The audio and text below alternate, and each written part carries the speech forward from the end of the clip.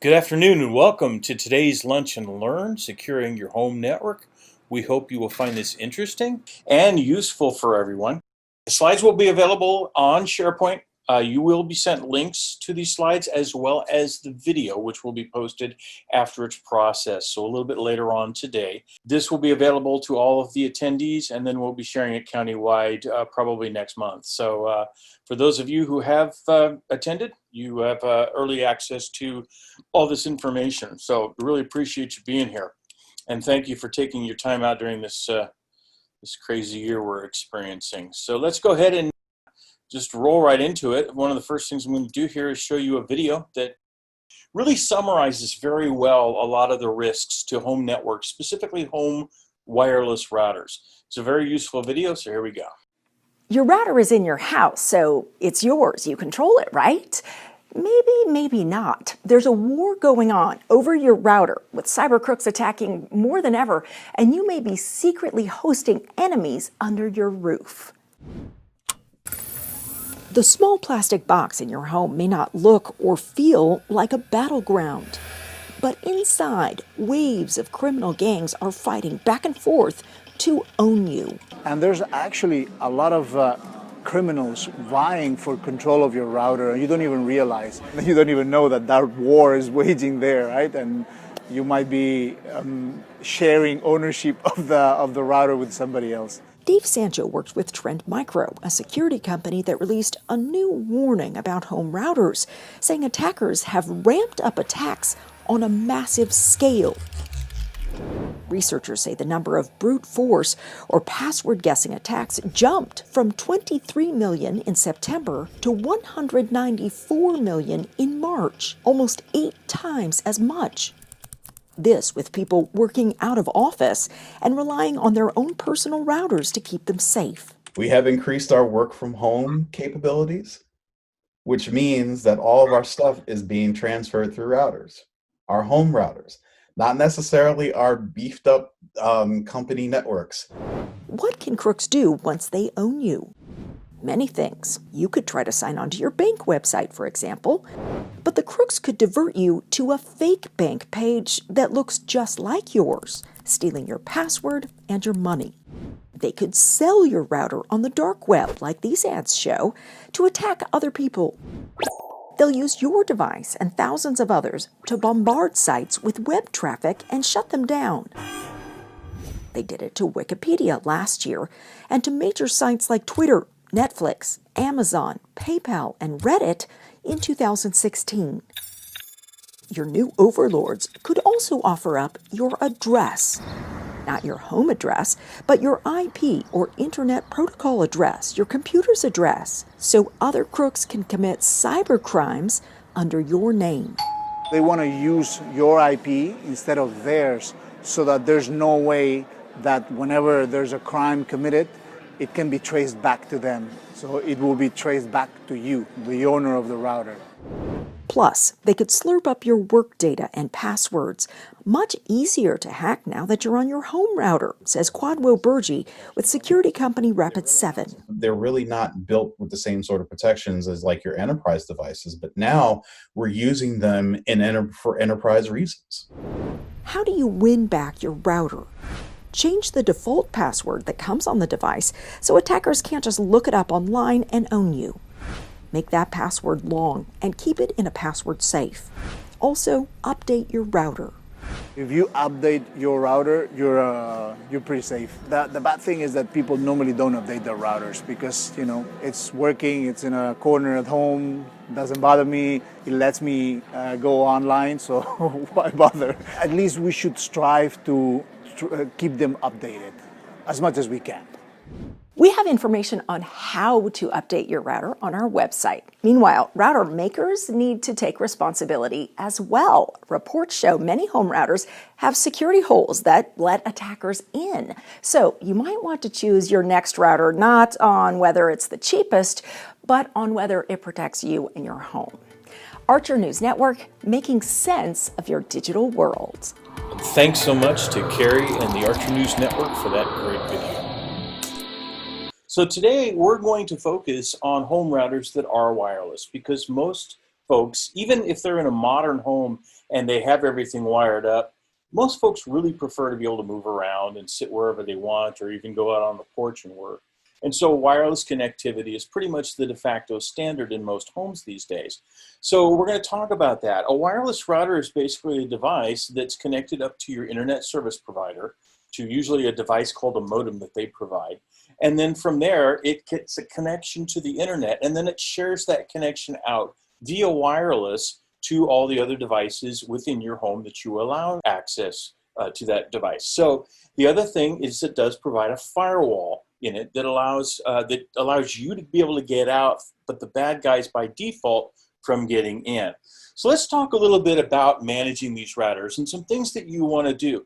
The first thing you need to know is obviously how to be able to get into the thing, how to be able to manage it, how to be able to access it and manipulate the controls.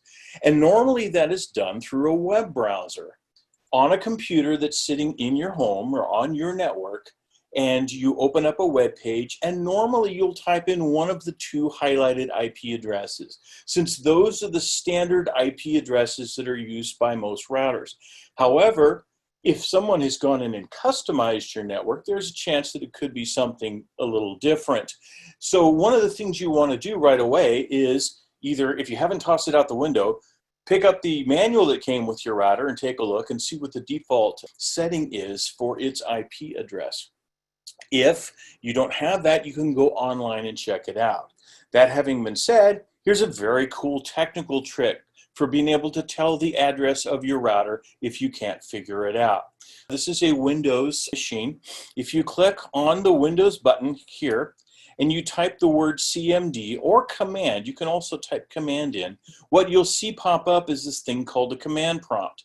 You click on that, and when you do, you will get a screen that looks something like this. All you need to do is type this command, ipconfig, and again, these slides will be available for you for a reference.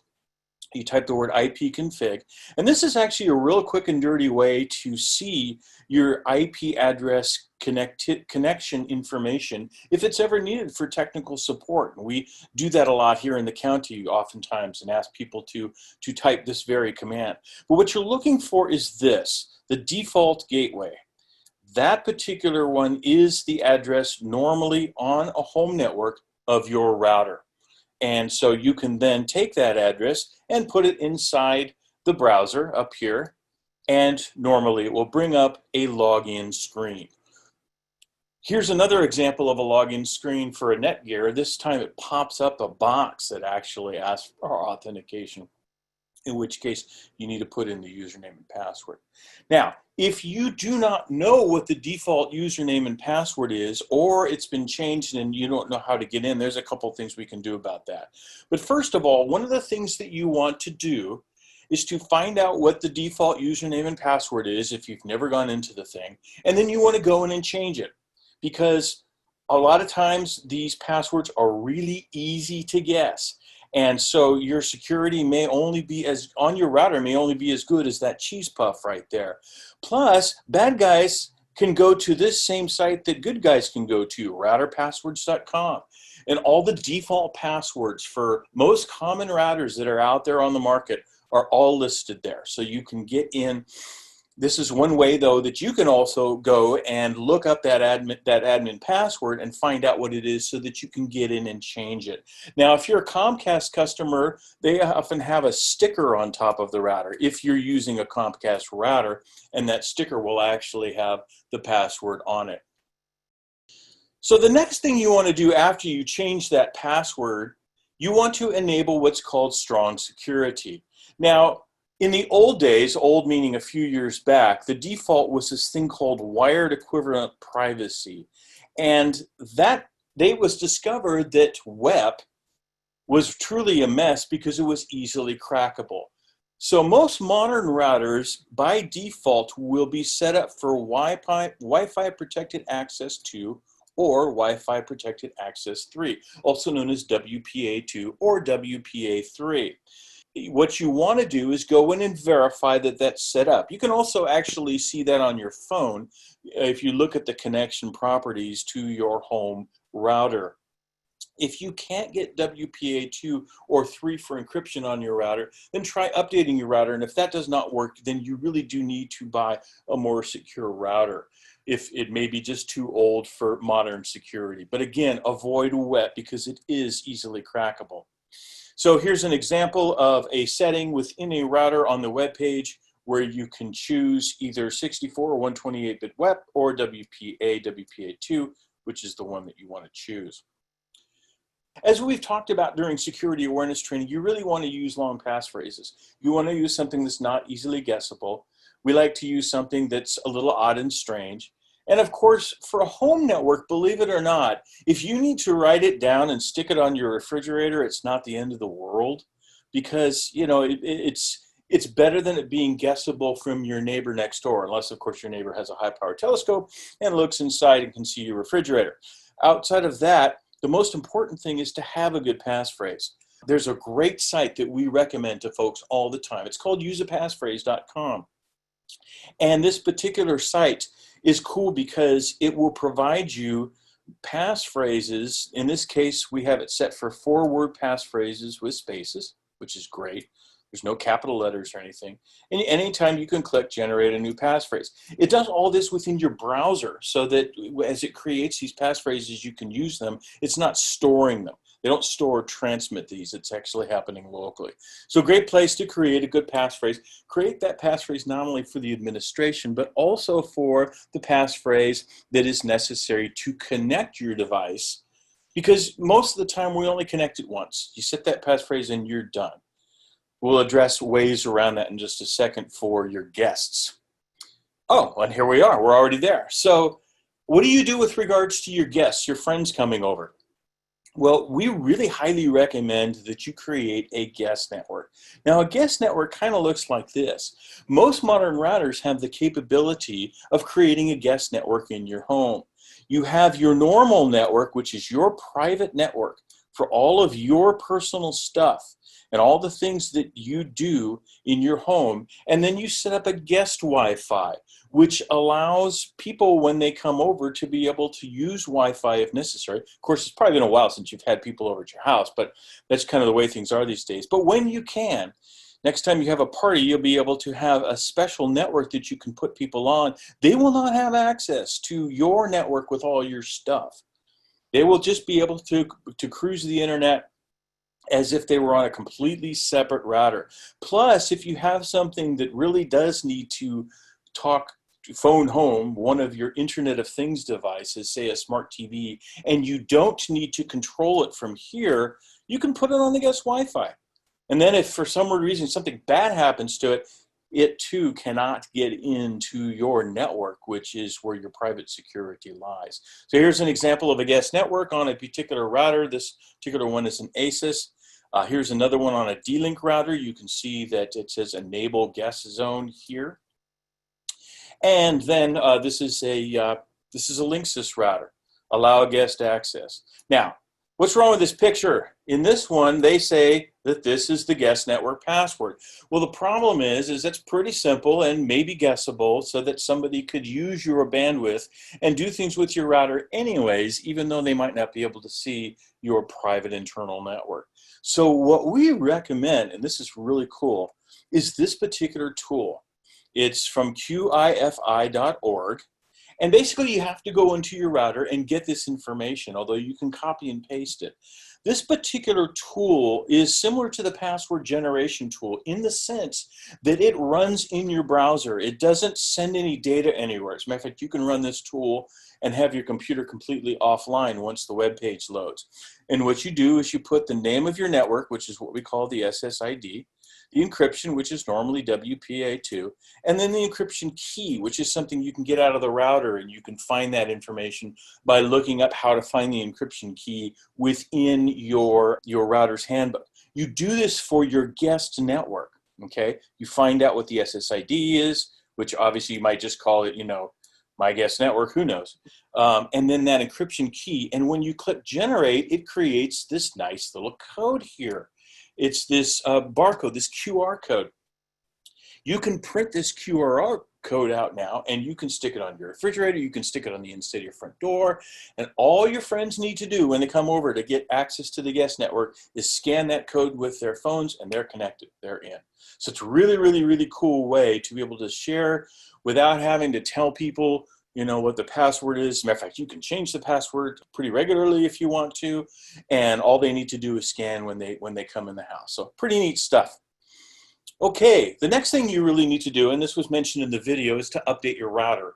Now, there's lots of different brands out there, and so you really have to do either a search online or look in the book that came with your router, although most routers nowadays really expect you to find the documentation online.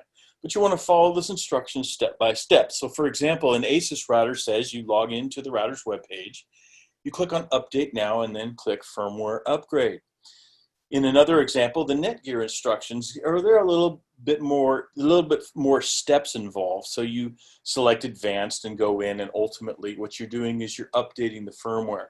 It'll phone home to its mother, get the latest version, apply that, and that really, really adds a significant amount of security to your router if it is fully up to date, as the video said. Comcast generally provides support for their routers, but they are normally set up to automatically update themselves. So if you're actually using the full-blown Comcast setup with their routers, those normally will update themselves, but if you have any issues, you can always call their phone support.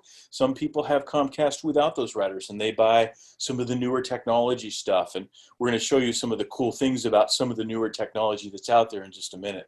Finally, last but not least, this particular link here will show you how to ensure your home router has the latest security updates for a lot of really common routers out there. So obviously you can do a Google search in order to figure out how to either change the router's admin password or to be able to run an update on it. Okay, we're going to jump in here and some pro tips, some additional tips that are really, really useful for setting up your home network even more secure than we've talked about so far. The first pro tip we want to talk about is actually checking to see who's using your router. You might be surprised if somebody's connected to it that's not supposed to be, especially if you've used a weak password, because most of the time the IDs of those are readily available. And you might say, well, what if I just hide my ID so nobody can see it? Well, the reason why that doesn't necessarily make sense is because there's a lot of really easy to use tools out there that can find even the hidden IDs, the hidden SSIDs. So we tell people it's really not worth it. We'll talk about IDs in just a second.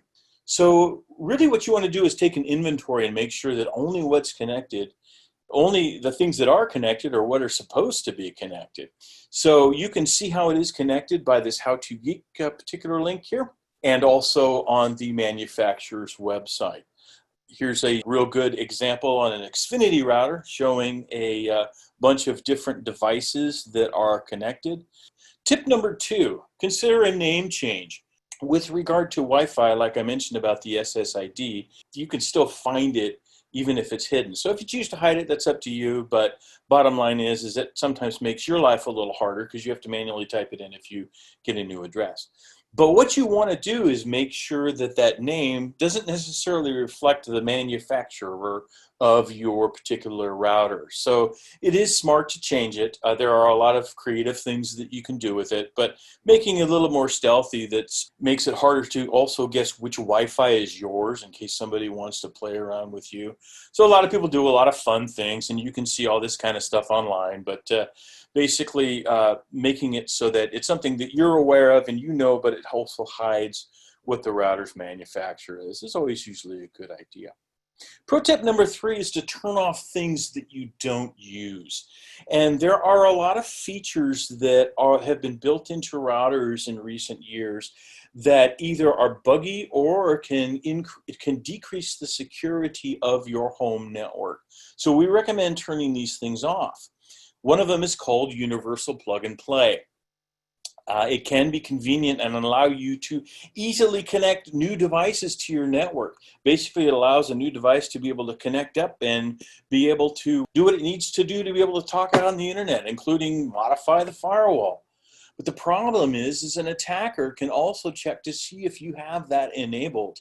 And there are malicious programs out there that utilize universal plug and play, just like legitimate programs, and they basically can bypass the firewall entirely. So what happens is that particular piece of malware could install a remote control program on your computer and then phone home and open a door in it so a bad guy could get access and remotely control your computer. Make sure it is disabled within your router, and again, you can find instructions on how to do that on your router manufacturer's website.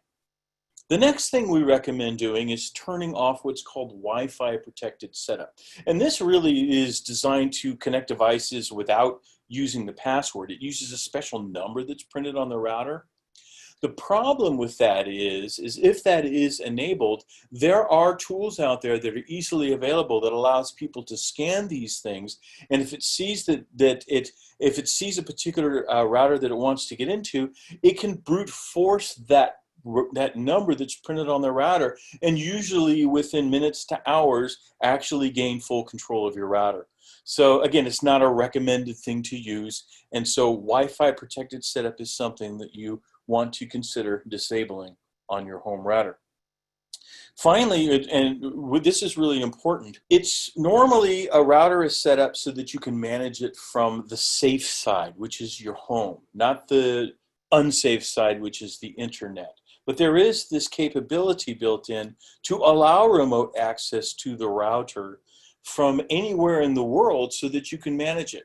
We don't recommend that you enable that, obviously, because it opens up another way for attackers to get in. And if there's any bugs or any problems with the code that's built into the web server on the router, because yes, every router has its own little built-in web server, that a bad guy could take advantage of that and get inside. So if you're really not using this feature, disable it. Make it so that you only can manage the router from inside your home network where it's safe. And you can even control that to the point where it's in your safe zone, your private zone, and not on your guest network either. If you need to get into your home from somewhere else, most devices nowadays that you want to control, like if there are smart home devices, will phone out so you don't have to poke holes in them in your router in order to be able to manage those things. But every once in a while, you may want to get inside your house. If you do, you can actually set up VPN, just like the VPN you use in the county. You can set up VPN to allow yourself to VPN into your home network if you need to manage it remotely. So we recommend doing that instead of allowing this remote management. Finally, this is really the biggest tip I want to share today, and this is something that's really only available on certain newer routers. It may not be something you have, and it may not be a time where you are able to upgrade your router, but if you are, or if you're ever in the network, in the market for buying a new router, we recommend one that has this feature. And what we call this is a smart home network. So here's the router, okay, here's the internet, and we'll pretend also that the guest network is over here that we created earlier. Basically, you have your guest network, and then you have your secure home network where you live and where all your important stuff occurs. Then you have all this stuff that people have nowadays. Smart refrigerators, okay, smart washer and dryers. It's funny because sometimes you can actually look and see, and you see that your smart washer and dryer have been trying to phone home at 2 a.m. and you wonder, what are they really doing in there? And, you know, smart light bulbs and smart TVs, those things, man. Whoo. So there's a lot of devices inside of your network that really, you know, you need to keep up to date, but at the same time, you really don't know all the time what's really going on with those devices. And so one of the cool things to do is to set up another network on your router, which we call the less secure, or a DMZ network. We'll call it this smart home network for the moment. But it's kind of like a demilitarized zone where you can throw higher risk stuff. So in this example, you're sitting here on your secure home network, and you can get out to the internet, no problem, okay? Because that's what the router allows you to do. Also, all of these devices on this less secure DMZ network can also get out on the internet and do what they need to do, and you'll be able to remotely control them as necessary from anywhere in the world, usually from your smartphone. And also, by the way, if you're sitting at home on this secure network, you will also be able to access this less secure smart home network. That's the way DMZs work. All the traffic moves out, this being the most secure location, this being the most insecure location.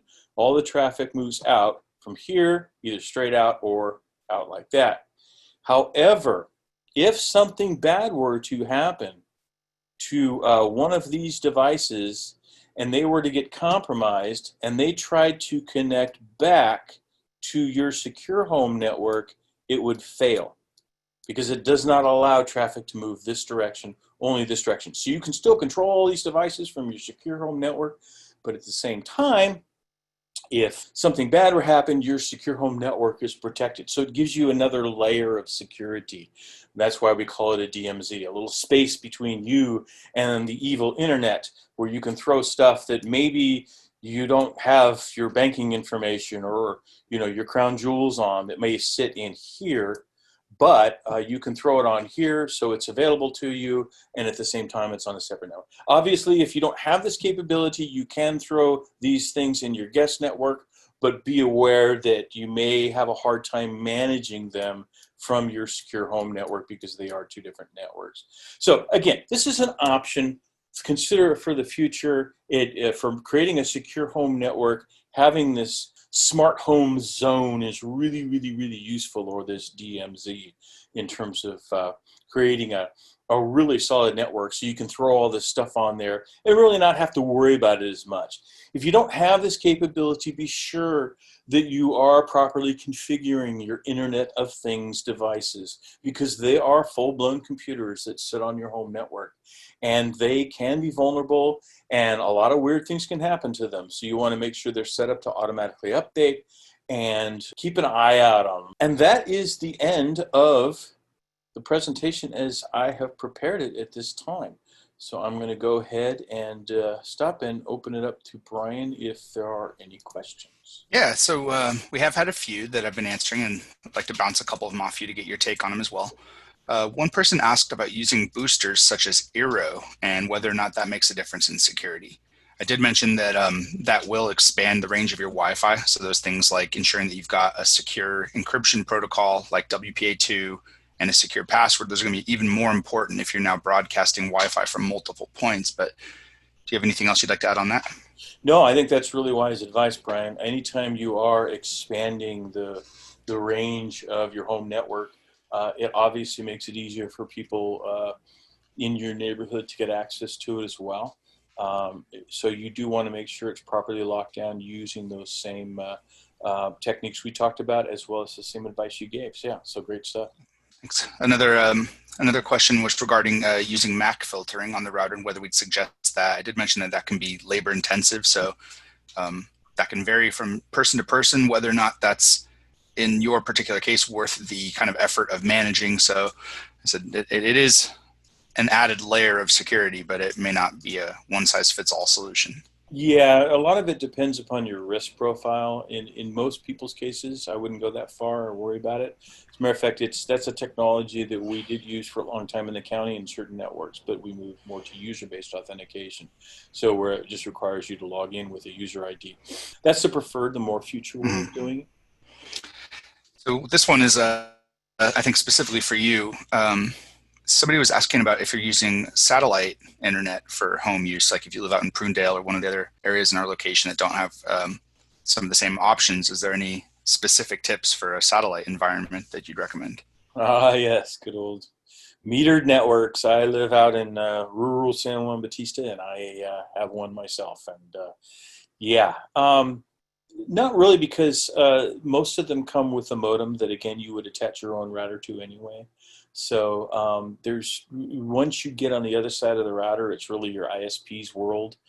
And there are some interesting features, though, that you might consider looking at if you are concerned about where your traffic goes. Obviously, we've talked before in security awareness training about using personal VPNs that use a trusted site downstream so that your ISP can't see where you're going. Things like Freedom and those sorts of things. We've talked about those things in the past, and you can look up personal VPN on the internet if you want to find out more information about that.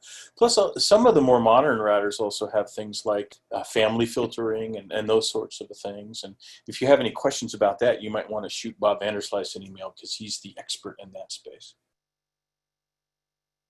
Great, thank you. We've got a few more here. Let's see here. One person is asking if you use VPN on your cell phone.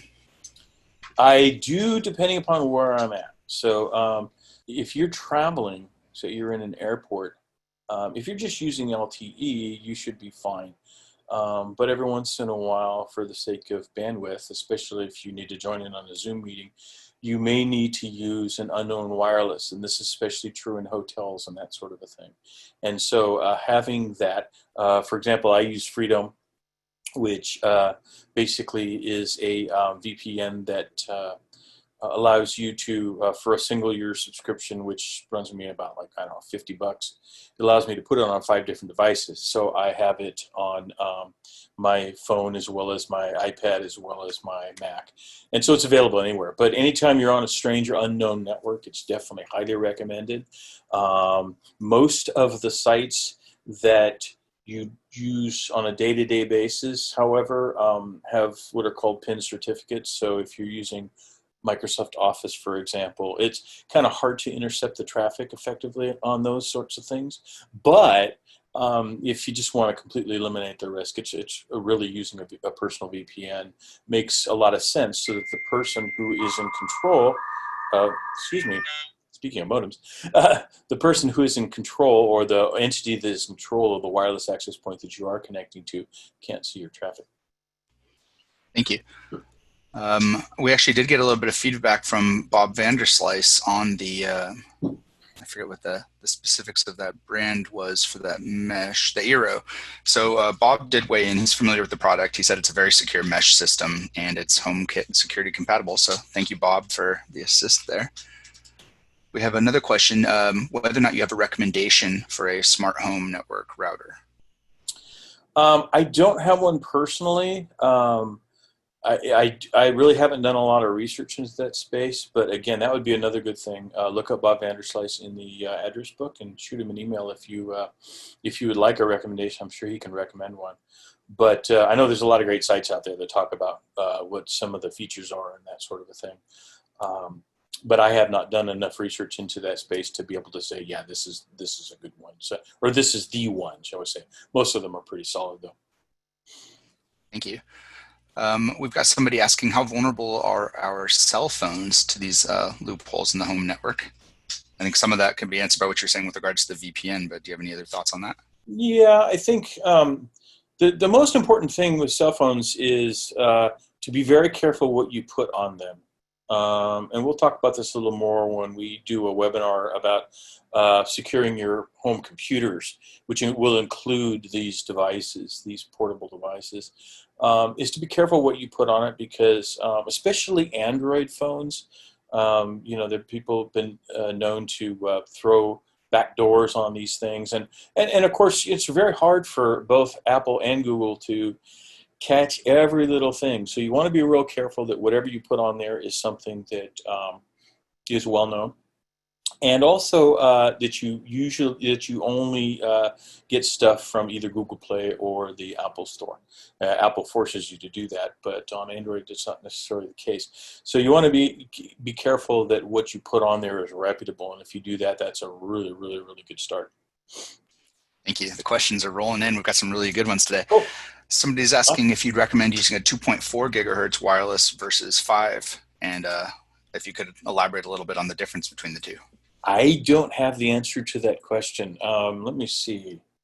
As I understand it, so I actually do run a 2.4 and a 5 at my home. I know the 2.4 can get more reliable transmission when I'm farther away from the access point. It has less signal degradation through the walls and such. But the 5 gigahertz, if I'm closer and there's less obstruction, seems to get higher throughput, so I can get better bandwidth on that. So In my case, I run them both, and I just sort of use them depending on where I'm in the house. But if we've got any of our network engineers on the call, I'd love to see what their take on it is. I also just invited Bob to talk if he's willing to add anything to that, if he has any. In regards to 2.4 versus 5 gigahertz, it's a speed issue. The 5 gigahertz, even though it's shorter distances, will allow you to transmit on the internal network much faster than 2.4. It has nothing to do with security. And the reason that is mainly is because many household things, especially your microwave, use the 2.4 gigahertz band. And so if you have an apartment or close by a lot of houses, it's a lot of congestion, and there's only 3 channels in 2.4 gigahertz that are actually independent. In 5, there's up to 16. So again, it's a speed issue, not a security issue. Thank you, Bob. Appreciate it. Next question, Brian. Sorry, caught me off guard while I was typing out an answer there. No problem. Let's see here. Somebody mentioned that sometimes somebody could mimic the SSID for a network to try to intentionally get you to join by mistake in order to gather info from your endpoint device. Any thoughts on that? Well, and that was a bit more of a problem before updates to devices have occurred, especially these devices, which basically store the key. So they will prompt, and if you see anything that looks unusual when you're connected to a Wi-Fi network, you want to be very, very, very careful, because you only want to connect to known networks. And so if you've already connected to a known network, or you connect at home, if somebody's spoofing that and your device thinks, oh, I'm going to connect to this, it will check the actual key first before it just jumps in. Thank you. Somebody is asking about Ring cameras and if that's something we should be concerned about. I do not use Ring. Bob, do you have any experience with those? I don't use Ring. I have used both Nest and Arlo. Arlo's the current one I have. It's like any IoT device. It goes, you have to, all of them require some sort of subscription, so they go back to their owners. Ring is, of course, by Google. By Amazon. Nest is by Google, and Arlo is by Netgear. So it's an IoT thing. They do phone home, they're very chatty, but they do go to centralized servers for the video. The biggest thing with any of those, as with any kind of IP-based cameras, is that you have to be careful that you do not start sharing things out, because they all offer the ability to share a camera with the wild, change, of course, any default passwords and such, and treat it like any other IoT device.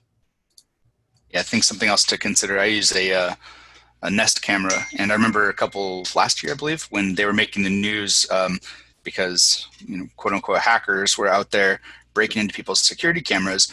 One of the big things was that people were using the same usernames and passwords for their camera account that they were using for other accounts. So if your, Jim's Jeep Forums account gets compromised and that password's the same one you use for Nest or Ring, the bad guys could just try it, get lucky, and then log in and take over your cameras and take a look at them. So it's just a good idea to remember to use unique passwords for these different platforms. And whenever you can, use a second factor of authentication, like require it to send you a text message or an email for verification code if you're logging in to do management and maintenance on it.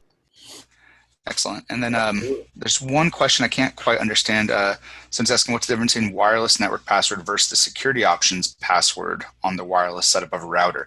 If I understand that correctly, I think that might be asking about the administrative password to get into the box versus the password that you're using to allow wireless devices to connect to your network. Exactly. And definitely have a different password for each of those. If I give you my password to connect to my Wi-Fi, that should not be the same password used to then log into my router in order to perform administrative actions. Exactly. Yeah, perfect. Awesome. Well, thank you so much, every one of you, for joining us today. And we hope you'll spread the word so that other folks can join at our next one, which is 2 weeks from now. And then they'll get early access to the material. And then we're going to be having one on a different subject coming next month. it'll either be on securing your home computer, or more than likely we're also going to do one on really effectively using the junk mail and the filtering and Outlook rules to really make your life a whole lot easier and within your day-to-day work, because that's something that we run into all the time, and we use it a lot. And there's some really cool things that you can do, and so we want to teach you how to do those things.